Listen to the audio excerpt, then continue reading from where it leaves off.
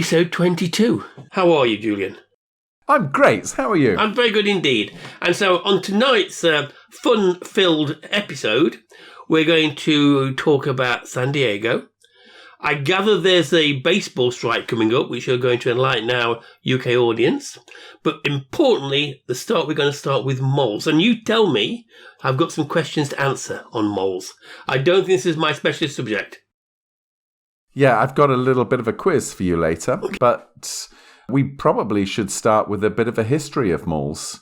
Do you know where the mole comes from then, Michael? I've no idea, but you can enlighten me, Julian. Well, the word comes from an Italian game, a bit like croquet, I think, called Palomaglio, and that's like a croquet game played in an alley. London's own Pall Mall comes from that word. Oh. So that's where the word comes from, but the actual concept probably comes from Europe. There were many arcades and bazaars all over Europe. That's where the concept came from. And they started, really when the car started coming out, 20s, 30s and 40s, there started being a few strip malls, congregation of shops visited by cars in the 1920s, 30s and 40s. But the first indoor mall was from 1956 in Minnesota, and it really happened at the same time as the American middle class started to have some money. Many people had cars, and the new Eisenhower roads started to come into place. That was the first enclosed mall. Ever since, they've been growing in popularity, and the Americans started exporting their mall to the rest of the world. Jakarta, that has 200 malls. Did you know that, Michael? No, I did not know that, Julian. But they're sort of fairly commonplace in the UK now, subject to planning permission. So that's the history of them. And it's kind of difficult to define what a mall is because there are so many different types of mall. You've got the indoor malls, which, probably people think of when they think of American malls. And there are well over 1,000 of those in the States. But there are around about 120,000 other malls, mainly strip malls and outlet malls and other types of shopping centre. So you're a big fan of the mall then, Michael? Julian, take a step back because I think you're using a term which a lot of our British listeners won't be familiar with. We don't really refer to them as malls. We call them shopping centres, don't we? And actually, I'm going to say I think there are two types, and I want to contrast. I think we have them in cities, which you've normally got lots of parking to, but we've also now got outlet stores, or that where you deliberately drive to these special. And are you using outlet stores as malls, or are they separate entities? I think they're a specific type of mall. So an outlet centre is one allegedly where you get lots of cheap shopping, clothes and so forth. But I just think that's just a particular type of mall. Yeah. And typically it's about the parking, isn't it? So you just park outside the shops and walk down them, whereas malls tend to be, in my view, indoor and typically have features. So do I like them? Well, not really. As I said last time, I think if you want to go and see spectacular ones, you go to Dubai. They've got them. But I have been to a couple of malls in the States.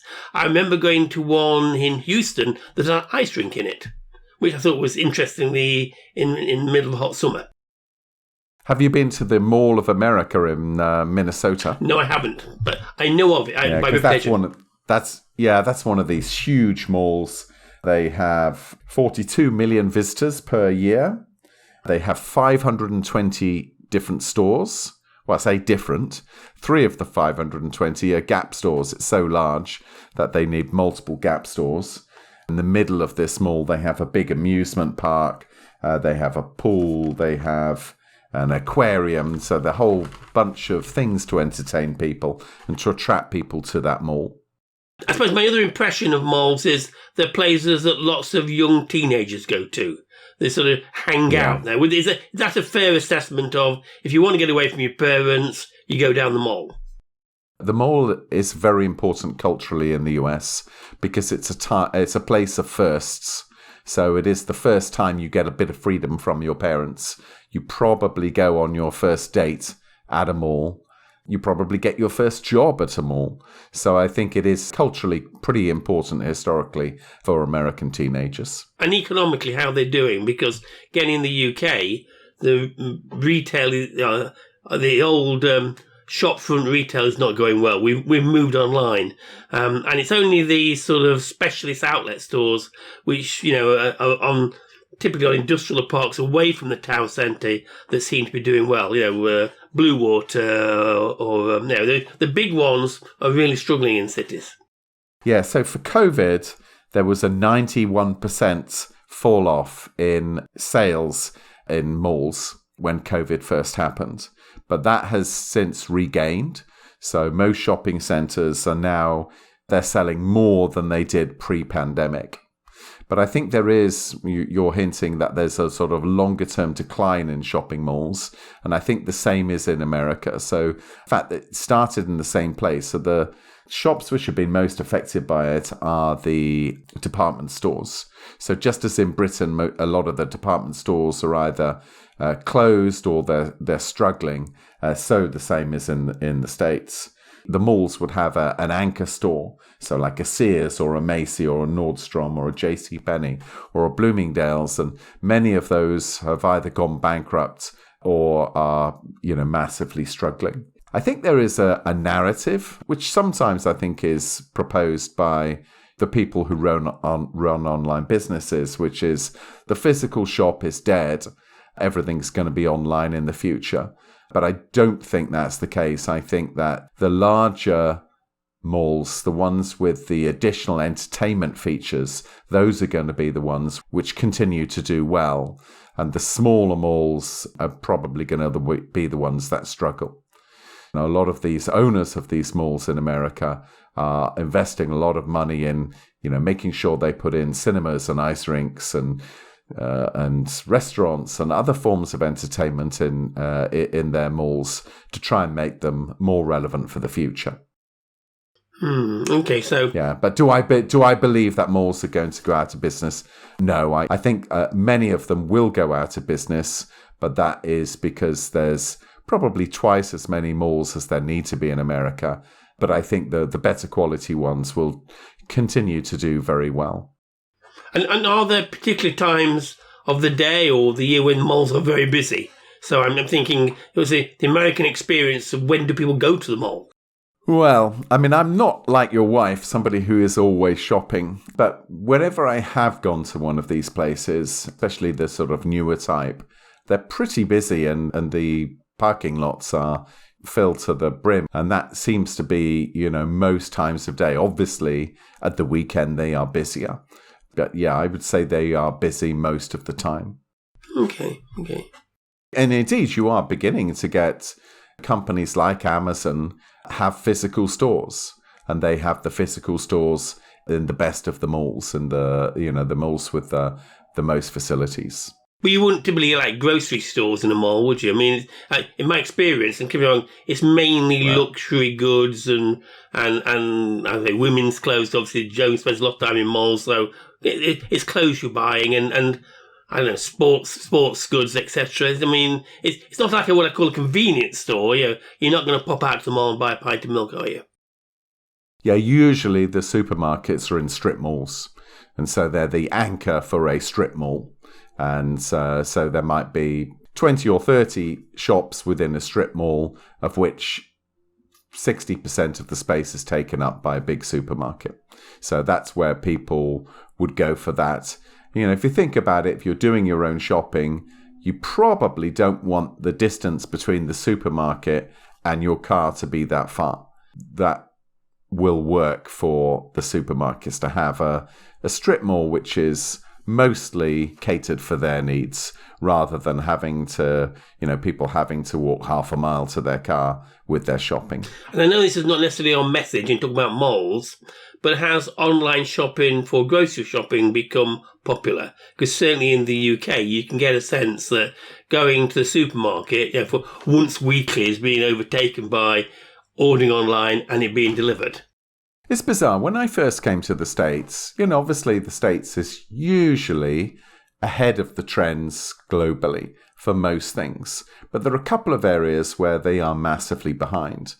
So one of the areas they were massively behind, and I think to an extent still are, is online banking. And another is in online shopping. When I was living in the UK, I was doing online shopping from around about 2001, so about 20 years. Whereas it's really only become a thing since the pandemic. For whatever reason, it didn't take off. They did try and make things work for online shopping, but there just wasn't the demand for it in the early 2000s. And I can sort of understand that. In the UK, going supermarket shopping is a miserable experience. Usually there isn't that much parking. The lines at the checkout along the aisles are small. In most parts of America, there's a lot more space. It's a more pleasant experience. My desire in Britain to move to online was quite high because I hated going supermarket shopping. I quite like it in the US. I haven't actually done any online supermarket shopping in America since I came here 10 years ago. Okay. So you see the future is bright for malls then? I think the future is bright for modern malls where they've already got great tenants in. I think it is decent. Yep. I think people like to be able to see and touch something before they buy things. So yeah, online will continue to become more popular, but I think there will also be a place for in-person shopping as well. And do you have stats for the balance between in-person shopping and online? I have read those stats a couple of years ago. I think it's like 10 or 20% is online. Yes. And obviously Amazon's the big company here, but Walmart and Target, which are two sort of very large sort of shopping enterprises here, are very big online as well. One of the things that Amazon's done here recently, there's a store here called Kohl's, which is a clothing store, and Amazon did a deal with them so that if somebody has something they bought on Amazon which they don't like, they can go to a Kohl's store and take their good back to that store. I would imagine that the future of shopping is a mixture of online and in person. Okay, so have we done malls to death? Yes, I've got a quiz. Go on then. Hit me with it, Julian, hit me. So why do malls have hard floors in the common areas? Why do they have more? It's something to do with the supermarket trolleys or footfall? Women in stilettos? Women in stilettos, that's it. So it's actually, they have done studies and showed that women who are walking on hard floors, they like the sound that their heels make. And on hard floors, they buy more stuff. Yes. So that's the reason that they have hard floors. Whereas in the shop itself, they have carpet. They want to, have a more of a homely feel. So strike one for Michael there. I get 1 point. Good. Yeah, you get 1 point. Okay. Second question. Why are the escalators in the middle of the malls, not at the ends? Why in the middle of the malls? I'm thinking because it makes people sort of have to go left and right. So it's maximising the amount of time you spend in a mall. Yes?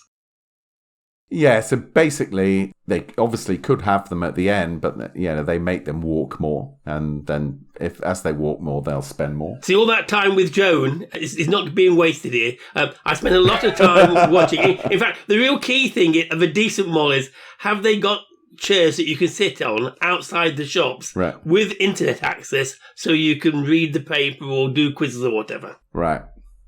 And of course, most don't because they want to encourage you to shop rather than sit. Yeah. But there are a few. Ann Taylor's Loft I particularly like because they have nice sofas that the men can sit on while their partners, choose their clothing. Okay, so final one. And this is something of your speciality, I think. So obviously we know that you're a big fan of Bad Santa. But how much do department stores or mall Santas get paid? Ooh. For a start of a 10, give me what the living wage is in the States per hour. The living wage would probably be something like $18 an hour. It will vary, of course, depending on where you live. Something of that order. The minimum wage is $8.25 and the living wage will be, mid-teens dollars. So I'm going to go $25 to $30 an hour because it's a highly skilled job. Well, you say it's a highly skilled job. Do you know how they get their skills, these mall Santas? Don't they have Santa training schools? They got a Santa University in Colorado. I thought they had. Yeah, and people go to that, and it may surprise you that Santas get typically between $50 and $100 an hour. Ooh. Yeah. And in a season, 6-week season, assuming they're going to work hard, they may well, make between $10,000 and $60,000. Gosh. So a nice little earner. And what do the elves get, Julian? Don't know. Didn't read about that one. I was happened to be reading on malls, and then this fact came up on Santas, and I thought, oh, Michael will like that one. I could see you as a Santa mall, actually, Michael. Because obviously I've got all the natural accoutrements, including round belly. I was going to say, I don't think Billy Bob went to Santa school. No, I don't believe he did either. No. But there we are. Oh, and when do Santas appear in the malls? Because obviously you've got this big problem where most malls have a Christmas shop, which is open 24/7 all year round, don't you? When does Santa I think it's arrive? Usually about the week or so before Thanksgiving, sometime in mid-November. Okay. There's usually like a 5 or 6 week season. Okay.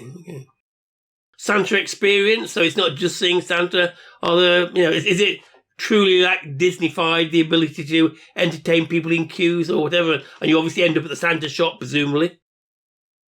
You might be asking the wrong person for the answer to that question. Personally, haven't stood in line to go and see Santa for some 50 or something years. So I'm pretty certain, given that rate of pay, there's got to be a very strong ROI on having Santa there. Right. Yeah, I think that's right. Anything you want to say on malls, Michael? On the outlets, we always, when going over to the States and anyone visiting, towards the end of the trip, it's always worthwhile going to an outlet because you can get some, certainly things like Levi's or Gap's, really good value. We always end up buying an extra suitcase to bring back, shows you how much the Jones shops. But that's quite fun to go to an outlet shop. But other than that, I try to avoid them at all costs.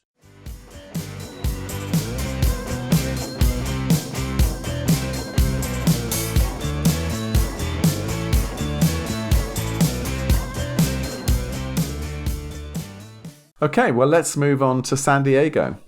And I believe on this one, Julian, I allegedly have the knowledge you don't, which is very rare. That's right. Very rare. Puts me in somewhat of a nervous position here, Julian. Do I know enough to tell people about San Diego? I've been to San Diego just once. It was sometime in the mid-90s. We're talking, 25 years ago. I very much liked it when I went there. But I'd be interested in hearing your view as a more seasoned traveller to that city. And I'm surprised you've only been once, although you liked it, because I think it's definitely somewhere, if you're going to the States, you should visit. First of all, I'm going to say, what is the ideal way of getting to San Diego? Julian, what's the ideal way? Well, I think it has excellent airport, and I think direct flights also from the UK, and the airport is fairly close to San Diego.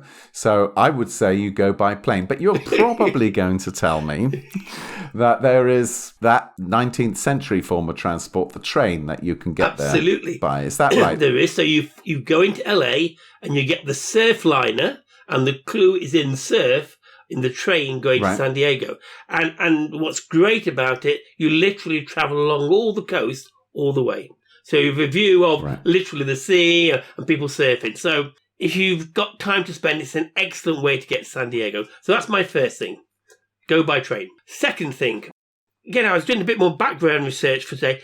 It does seem to have a whole host of amenities or places to visit way above what I'd expect for what's a relatively small city. Safe city, apparently. It's number 20 on the safe cities in the States. It has a great climate. Famously, it markets itself as 70 degrees all year round, doesn't it? Which is around about sort of 22 degrees centigrade. The reality is it has a little bit more. I think it really is between 60 and 80 pretty much all year round. 16 degrees centigrade, 27 degrees centigrade. And would I be right in thinking, Julian, I don't think it does much extreme weather. It's not like Florida where you can go at the wrong time, so or some earthquakes. So it is a very amenable climate, and if you're walking around, it's easy to walk around, yeah? And 70 miles of beaches, I think, is one of the big attractions. Yeah. I can only say where I went while I was there, so let me give what I think of the high spots. I'm going to go with is it Balboa Park? Mm-hmm. Which, of course, has got the world-famous San Diego Zoo within it. And when I went, you could see the pandas. I'm told the pandas have gone back to China. Is that correct, Julian? I believe so, yes. Yeah, every panda and every zoo around the world is owned by China. Okay. So the zoos themselves, they only have these pandas on loan for as long as the Chinese authorities want them to have those pandas. But I think originally the fame of San Diego was it was breeding pandas. I was surprised it'd gone back because they when I was there, it was the star attraction. But again, as you'd expect in today's zoos, conservation's really high on the agenda. It's not like a small zoo where animals are in cages or anything like that. Beautifully set out in this huge park. Remember, something like the Balboa Park's like 12,000 acres. Big park. Right. So second one is the botanical buildings. Really good to go in. I mean, it's all in the same park. There's the Japanese Friendship Garden. There's a Spanish village art to go to. And then, of course, not forgetting, Julian, the San Diego Model Railway Museum. You like model railways as well as real ones? Of course. And having had to go into it, it's stunning. I mean, it's on a scale you wouldn't expect. Absolutely, Balboa Park is essential to go to. Do you have your own model railway? No, I do not. No. Oh. But anyway, so that's... Do you know one person who does, Michael? Rod Stewart. Yes, Rod Stewart does, yes. But famously. Now, the next one, I hope I'm going to say this correctly, Julian, is Hotel del Coronado. Yeah. Which is, you sort of get the... It's surprisingly, you've pronounced it correctly, Michael. Thank you. Well, that very surprised me as well. So, you go across the water to it. Obviously, a very, very impressive Victorian hotel building, which at one stage I think was the second largest Victorian hotel in the world. Definitely worth seeing. Did you stay at that? No, we didn't. We just went for the afternoon tea there. Okay. It's on its own island, isn't it? Well, I think there may be other things on the island, but it's within the bay, there's a big island called Coronado Island. So. Yeah. And I think I've said this in the podcast previously. Where we stayed, we went was, of course, the Hard Rock Hotel, which had the advantage of being next to Petco Park, the fantastic baseball stadium they got. And in fact, we did 4 nights consecutively of watching baseball. It's also very adjacent to the Gaslamp Quarter, which is, sort of pedestrian, restaurants, bars. So again, great for walking around. And what else was going to pick up? We didn't do it, but you've got the USS Midway, or was an aircraft carrier museum to go on to it. Oh, and of course you can get the tram and go to the Old Town. And the Old Town is a recreation of San Diego about 1820 through to 1870. Everything from saloon bars to Wells Fargo carriages. Again, well worth seeing. Well, Wyatt Earp used to live in San Diego for the best part of a decade, didn't he? I didn't know that, Julian. Well, he did. Yeah, well, so that's... What we didn't do, which you could have done, is you can obviously go to Mexico for the day. It is one of those places where, for... I don't know, if you want to stay for 4 or 5 days, there is plenty to see and do. And as you rightly say, fantastic beaches, you can go hiking, you do lots of sort of sports. I'm surprised you haven't been back there, Julian.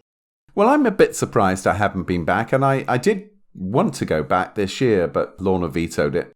It'll have to be another time. I really enjoyed it. It was a very outdoorsy place, as you would expect, with that sort of perfect weather they have. Did you do any skateboarding? No. My days of skateboarding are gone. My son's a big skateboarder, but I leave that to him to do.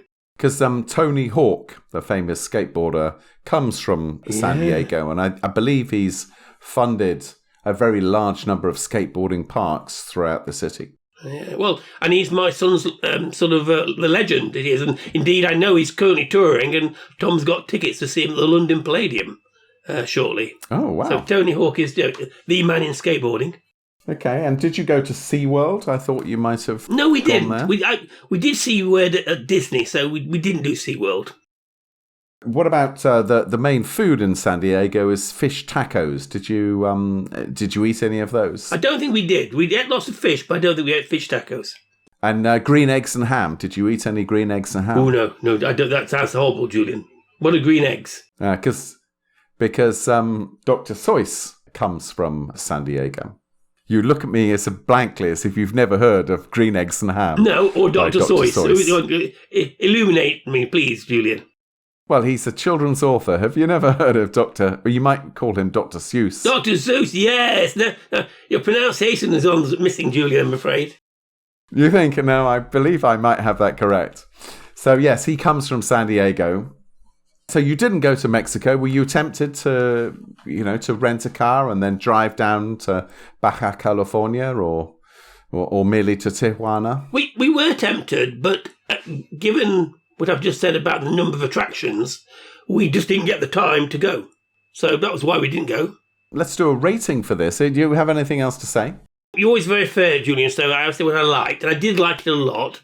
Things I didn't like, yes. They did have quite a lot of homeless people. It's not uncommon when you came out of your hotel to see people sleeping on the pavement, or likewise, even the gas lamp area. If you're having a meal outside, people approaching you, asking for money. I think you said before, it's probably no worse than any other city, but I did... Well, you've said that. I believe the West Coast cities generally, homelessness is much more obvious. Yeah. And again, from memory, I think it's quite hilly. I mean, it's easy to walk around. But obviously, when we went there, the temperature was quite hot, so you do need to look after yourself. But I like it a lot. I'm going to give it a 4 out of 5, Julian. I suspect for British people, quite undiscovered and almost unspoiled. It's not like LA or San Francisco. You don't hear many people going to it, and I would recommend you go to it. I agree with you. I don't know why I haven't been back in 25 years, because when I went there, I loved it. You talking about the various things that you did makes me want to go and revisit it. So I concur with your 4 out of 5. So should I book you in for the San Diego Model Railway Museum, Julian? Yes, why not? Why not? Okay.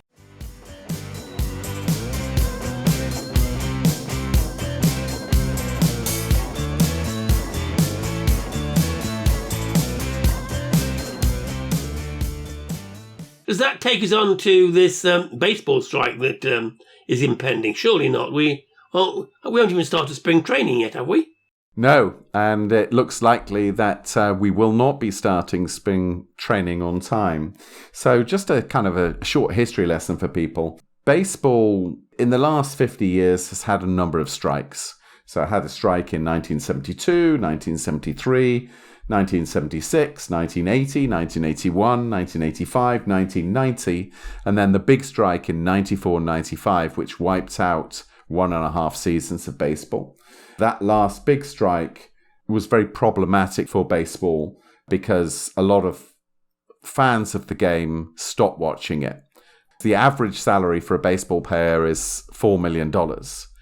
Although there are people who earn a lot less in baseball, it's kind of unedifying to see people striking when they're earning so much money.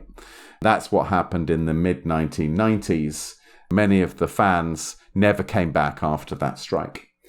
Again, in 2020, when COVID hit, beginning of that season was lost, and it took baseball quite a long time to agree a way forward to play the remainder of that season.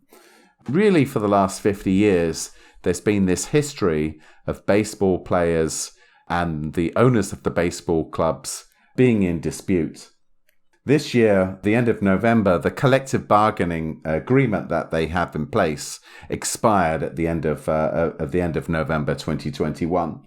They've been trying to agree new terms for this bargaining agreement, and they have struggled to do that. I call this a strike, but it really is the opposite of a strike, because it's not the players who are refusing to play.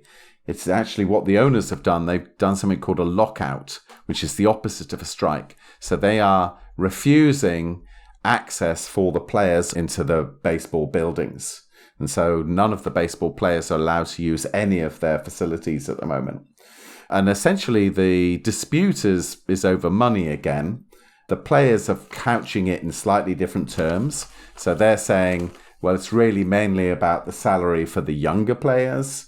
There's this thing called, I think we talked about it before, tanking, when baseball sides, if they've performed poorly in the first part of the season, they deliberately lose some of the later games in the season so that they get more advantageous picks.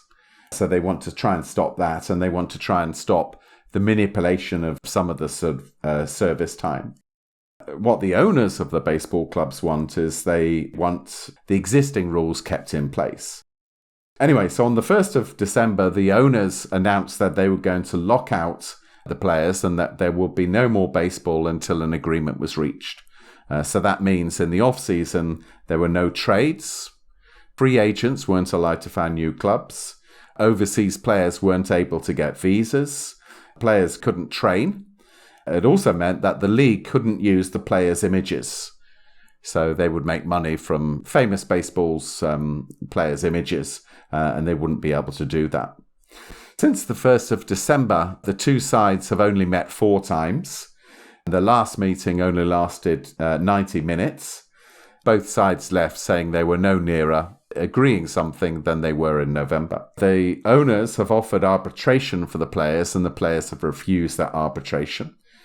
They have said, look, it's too early, we're so far apart that there's is really little chance of getting an agreement. And the reason you're offering us arbitration is to make us look bad when we turn it down. Yeah, so we're at an impasse, and it's not likely to be resolved very quickly. Spring training starts on the 15th of February. That's for pitchers and catchers. They go back 6 days earlier, and then the full squad goes back on the 21st of February. And it's looking very likely that the spring training games, which are due to start on the 26th of February, will not start then. So this issue is probably not going to get resolved until there's a necessity for either side to compromise. So that is unlikely to be, I think, until March, and it could well go on, and we could see the baseball season be delayed until there's some sort of agreement. Okay. So a couple of questions. So I'm interested to see. So it would appear to be that the players don't negotiate with individual owners; they negotiate with all the owners. So it's all the players and all the owners are negotiating. Is that correct? Individual players will negotiate with their clubs on their contract, but there are certain guiding principles which are set down in these collective bargaining agreements. So, and it's those terms that they're disputing. And it's a very unequal sport, baseball. I'm not sure it's necessarily more unequal than Premiership football, but the top 100 players get more than 50% of the earnings. And there are 1,700 players. So 100 of them get more than 50%. So the median earning is somewhere around between 0.5 and 1 million. And the younger players, they have to sign for a 6-year period to start with. So they usually get very little money early on in their career, and they get their big paydays later on in their career. Okay. Those are the structural things that the union and the league negotiate, and then it's up for the individual players then to negotiate with their clubs. Okay. So second question, it seems that the move to lockout has got there very quickly, i.e., we already said there's a history of terrible industrial relations. Well, it doesn't seem to have been a prolonged negotiation period. It means the owners have straight away said, well, that's it, we're locking you out. Would that be fair? Well, I think there was a lot of discussion before lockout happens, but after lockout has happened, the sides have only met each other for 4 times. I think 2 of those were virtual, and I think it's really only a matter of a few hours that they spent discussing things. As I understand it, the way that the players get paid is the players get most of their money once the main season starts. So they don't get, if you've got a 4 million contract, you don't get 4 million divided by 12 every month and get paid that every month. You get your money when you are playing, when the season's happening. So for the players, there really is low incentive for them to agree a deal until the season starts, because they don't usually get paid during that period, or don't get paid much during that period. And what the owners were trying to do by locking them out was stopping players getting contracts.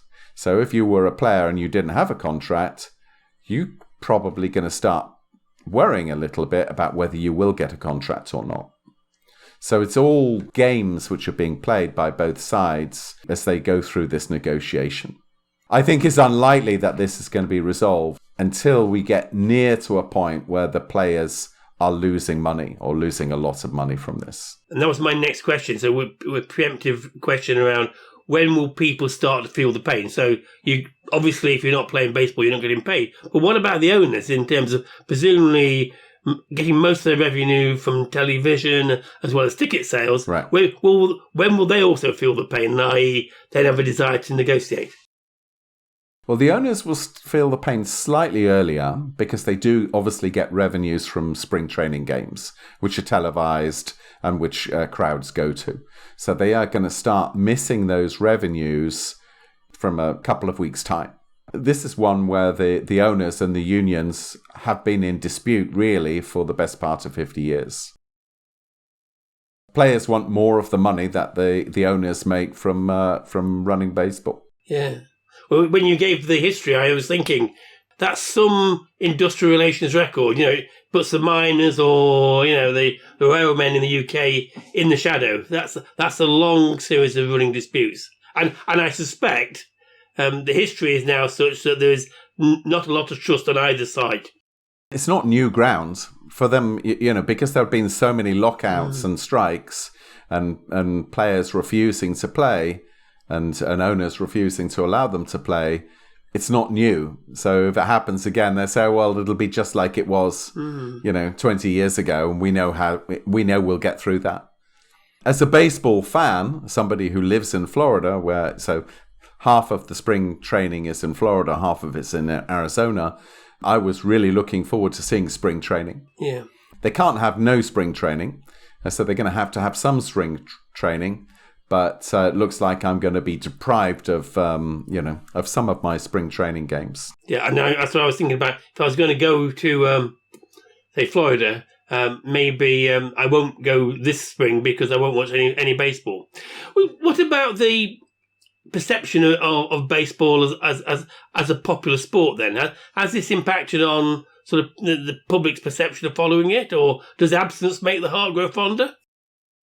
I wish I'd had the figures in front of me, Michael, but I don't. But baseball is a major sport in the US which is in decline. Okay. So essentially, football is the number one sport, and I suspect at this point, basketball is the number two sport. And I think that sports like soccer are coming up hard and chasing baseball. And you've also got loads of other sports looking for a piece of the action. Ice hockey.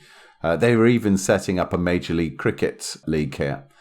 So there's a whole bunch of other sports which are looking to try and get that time. I was in America in 94 and 95 when the last big strike. And every American I spoke to was not at all sympathetic towards either baseball or baseball players.